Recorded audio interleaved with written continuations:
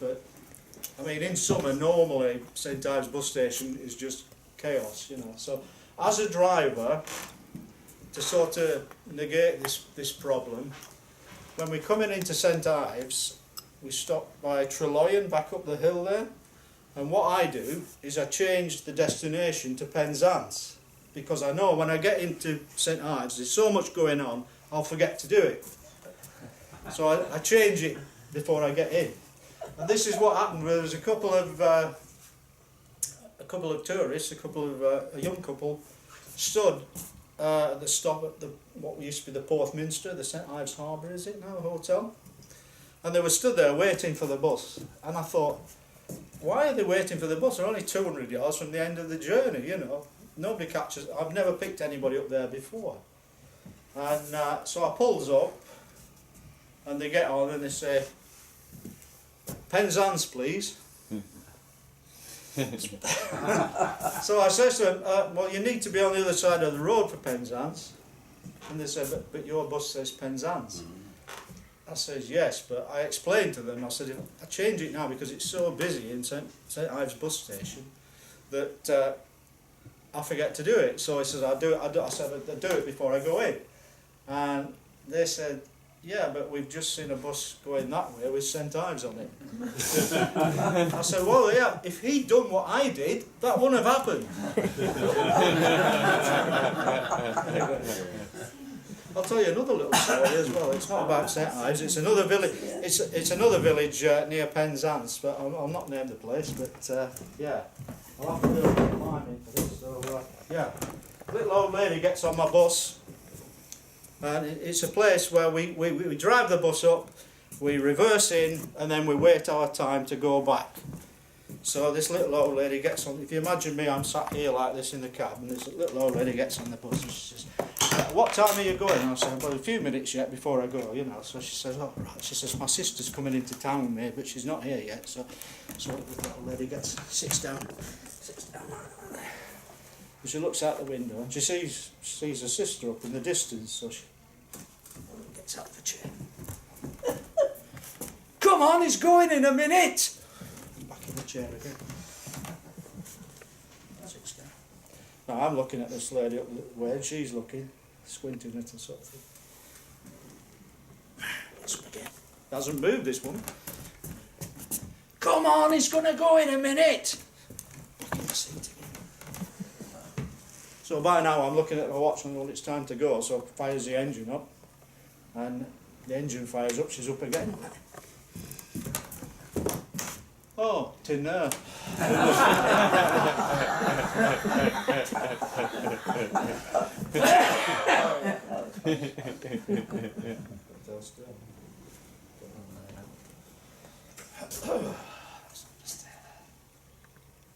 Right, where was that? Right, yeah. Yeah, I was telling you about the bus station, wasn't I? Apparently there's some trouble with the pillars that hold the slab up. Most of you will probably know that. And we can't use it now, so I mean, summer's going to be real fun, isn't it? We've got all the open tops and everything. Anyway, a few years ago, talking of open tops, I volunteered to drive the open top buses around the Land's End Peninsula and fell in love with the road. This is called I'm in love with the B3306. Or as I was travelling to St Ives a metalled way, it took me by surprise. I've fallen in love with the B road. If I've shocked you, that wasn't my aim, but her curves drive me to distraction. And B3306 is her name. My friends, they can't see the attraction. Isn't a road just old, plain and grey? We've heard it said that she gets around. So just use her to reach B from A. True, there may be lines on her face and the best part of us over the hill. My friends, you don't see her like I do, and I don't think that you ever will. Yes, at times she's far from her best, like at night when her danger's apparent, or at dawn when she's moody and mist. I turn a blind eye when she's errant. Some warn me of her deviations. You won't like her when she starts to stray. Just like all roads, she'll leave you to roam. Then I'll stay with her all of the way. To me, she's a glamorous screen star, seen it all back in the day. I love her, this Marilyn Main Road. she's a jewel of a carriageway.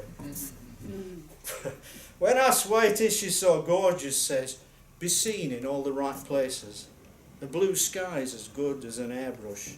Accessories, zhuzh plain faces. Red campion and corn marigold adorn her peripheral tresses with primrose, foxglove and bluebell prints. Gokwan would go girlfriend her dresses. Her soundtrack of birdsong reminds me of a nocturne by Frédéric Chopin. Grasshoppers whir with vigour for her, like a passing air-cooled camper van.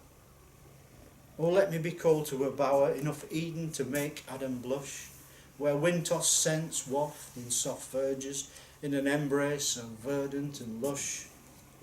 Given chance to lay in that boudoir, I'd smooth out her grand Corniche edges.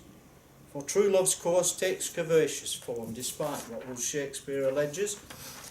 I've seen her on Facebook with others, their photos and selfies above her. Will such flirtations ever be thus my open-top succubus lover? I'll still be there for her in winter when the coaches and tourists depart. As she pulls back on that plain housecoat, there'll be no rivals left for her heart. My love will be constant and true to her every gradient and camber, growing green shoots like a red, red rose, yet steadfast forever in amber. Not just fleeting, like visiting popes. From me there'll be no tarmac kisses. I'm proud I'm in love with the B road. And don't tell the A30 my missus.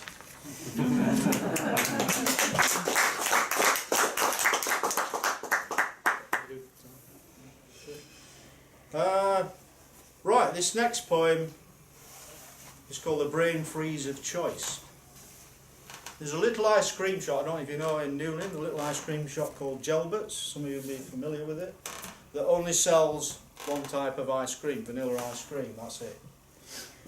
Now, the Christian faith observes the tradition of Lent, where people give up something like chocolate or wine or whatever for the 40 days prior to Easter. But here in Cornwall we have a much bigger Lent thrust upon us, because Cornish Lent is a period of time that JELBERT'S ice cream shop is shut for the winter.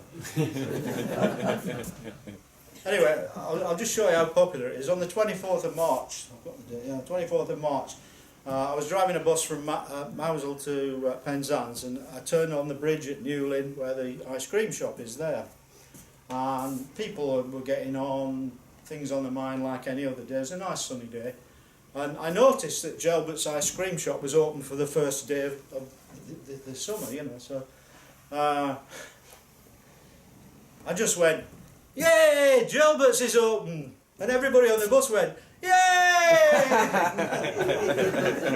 Some of the tourists. Anyway, that's it. Who needs Florida for the end of winter? You just need a shop to open. Right. Now the story, I want to demonstrate the paradox of choice here, because the thing is, it's a choice, a concept here, ably demonstrated by Clint Eastwood as Harry Callaghan in the film Dirty Harry.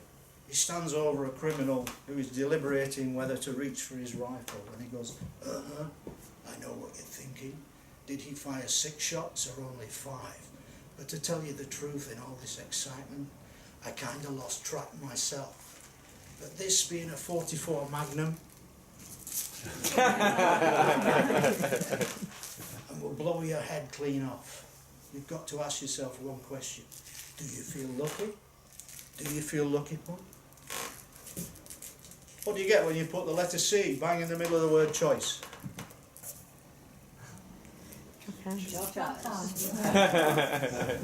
Yeah, so this is a poem about a little ice cream shop in Newlyn that asks whether choice is really such a good thing. I have a refrigerator pocket, in case you're wondering. It's called The Brain Freeze of Choice. JELBERT'S ice cream.